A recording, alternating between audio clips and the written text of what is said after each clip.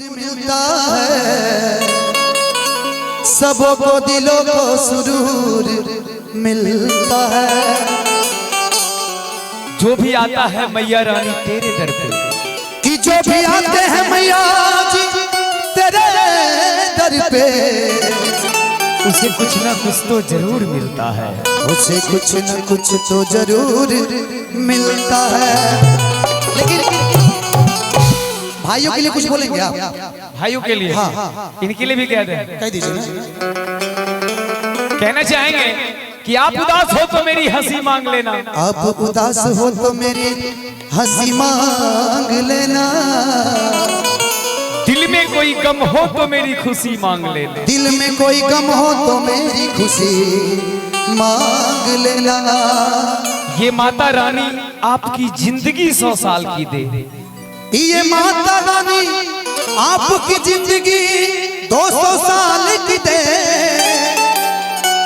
हर एक पल भी कम पड़े तो मेरी जिंदगी मांग लेना, और एक पल कम पड़े तो मेरी जिंदगी मांग लेना।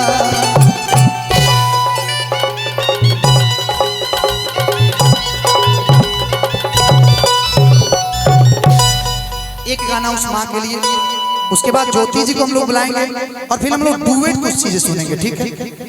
हाँ बुला लीजिए। कौन है? बुला लीजिए। वो कौन आ गई, तो अभी नहीं, कौन आ गई कौन नहीं है गाएंगे, लेकिन कि तोहरा धानी बहार के होई,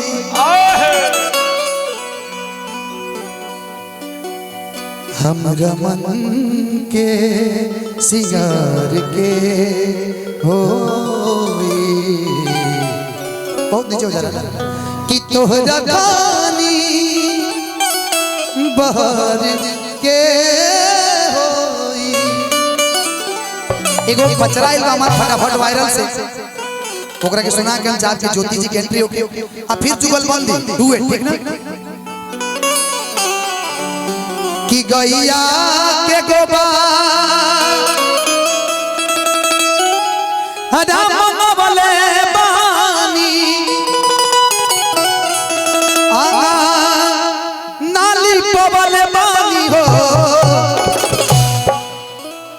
ए मैया हो गजमा तिचौ का पूरा बोले बानी रौरा के बोला बोले बानी हो। कि गैया के गोबा राम बोले बानी, नाली बोले बानी, नाली बोले बानी हो।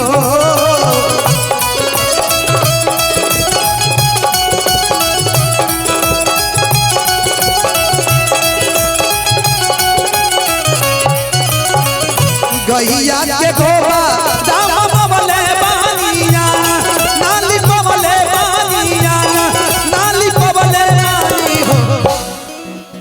ए मैया हो गजमती चौ का पूरा बोले बानी रौरा। एक खाली है से ताली बाज, दोनों हाथ उठा करके। जिनका हाथ होगा ऊपर वो होंगे मैया रानी के भक्तों में सबसे सुपर, और जिनका हाथ होगा नीचे वो जाएंगे इस घर के पीछे। जो नए भाई हैं उनके लिए कह दूं कि जो बजाएगा ताली उनकी सुतर आएगी घरवाली, और जो नहीं बजाएगा ताली उनकी करिया मिलेगी घरवाली। करिया मेहरा चाहिए, करिया ऐश्वर्या रहना चाहिए, वो भगवान के देन। Love you. हे मैया हो गजमती चौ का पूरा बोले बानी रौरा के बोला बोले बानी हो।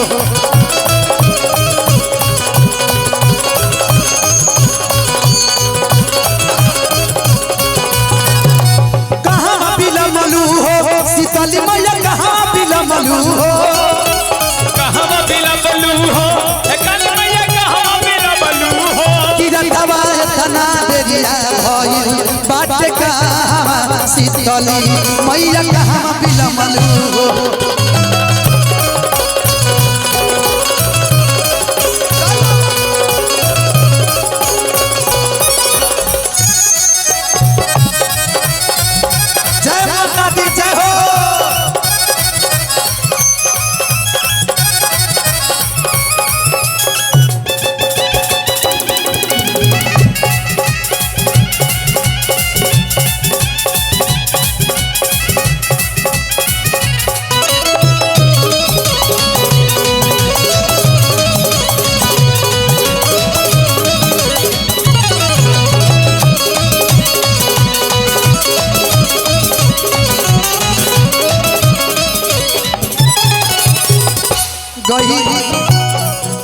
माई से कहले कि हे माई मलिया के पूता के बोले बोले पानी फूला बाबा बोले पानी फूला बाबा बोले पानी हो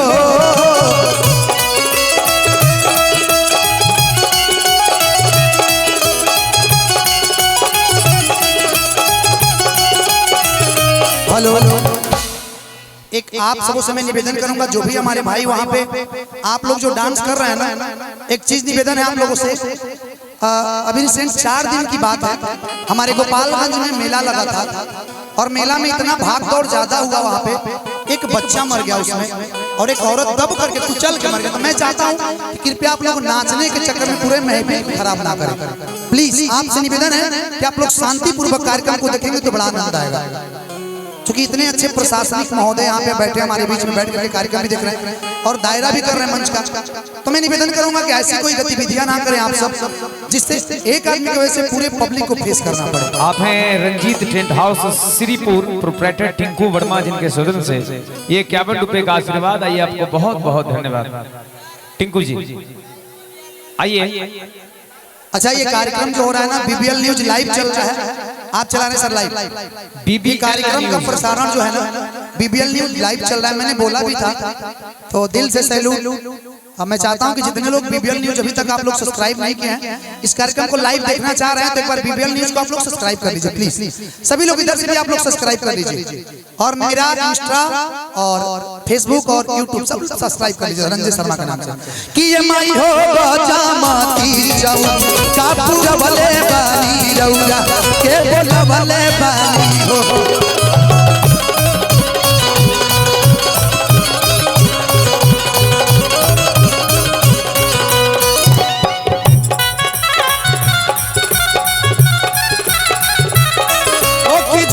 झूली ना निमिया के दाढ़ी मैया लागली लोडवा, ओ की झूली रे झूली ना सीताली मैया गावेली गीतिया, ओ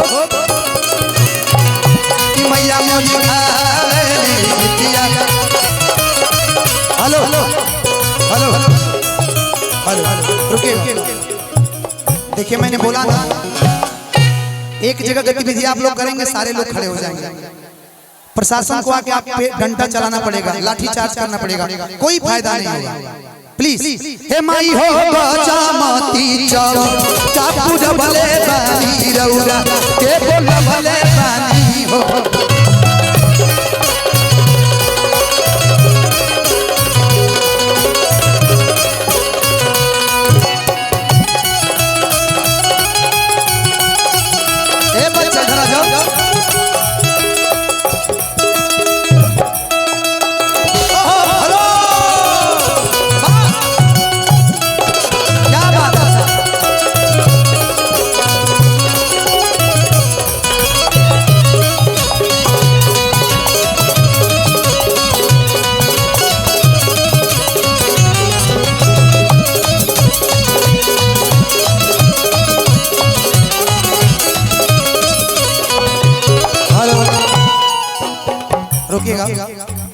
हमारे बीच ज्योति माही जी का आगमन हो चुका है, जोरदार ताली बजा दीजिए।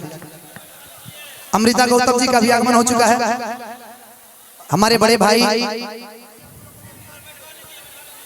भैया कमेटी का आदेश है कि कार्यक्रम अगर देखना है तो आप लोग प्लीज बैठ जाइए। पूरी रात अगर एंजॉय करना है तो बैठ जाइए, नहीं तो कार्यक्रम हो सकता है स्थगित भी कर दिया जाए। निवेदन है कि आप लोग बैठ जाइए। बीबीएल न्यूज को आप लोग सबसे पहले सब्सक्राइब कर लें और लाइव देखते रहें। बैठ जाइए आप लोग, सभी भाई से निवेदन है कि बैठ जाइए। कहाँ है ज्योति जी, कहाँ एक बार बुला दीजिए। आइए आपका